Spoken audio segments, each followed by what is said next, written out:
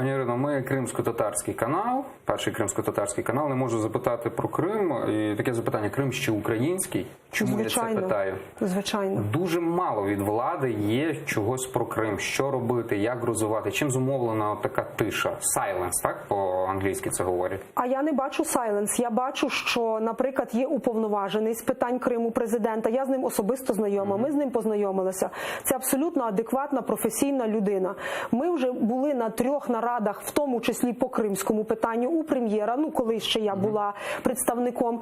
На сьогодні відбувається питання, тобто є указ президента, як ви знаєте, який має зараз бути виконаний, в тому числі і перенесення з Херсону до Києва представництва, тому що тут ближче, тут є пагорби, і парламент, і уряд, і президент, і в принципі уповноважений має швидко вирішувати питання. При тому в Херсоні залишається управління, якщо я не помиляюся, там теж залишаються люди.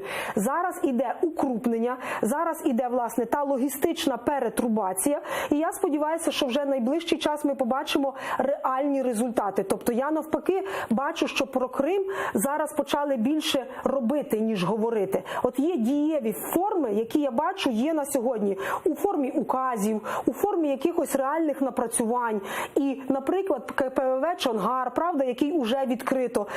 Я сподіваюся, що це ті результати, які ми можемо вже показати. Бо коли ми ще якихось півроку тому критикували владу, яка не могла туалет побудувати на КПВВ, а сьогодні ми бачимо, наскільки там нормальні людські умови, я не знаю, в силу чого я чую критику і зараз навіть і цього КПВВ, що, мовляв, гарне КПВВ говорить про те, що Крим ніколи не повернеться. Ні, це просто ми повертаємося обличчя, і там приходить держава. І ми маємо показати кримцям і тим, хто мають перетинати кордон, що ми їх чекаємо. Тепер ще залишилось побудувати їм будинки і знайти роботу, щоб ці люди, які сьогодні потерпають, могли приїхати на материкову Україну і відчути, що вони потрібні державі.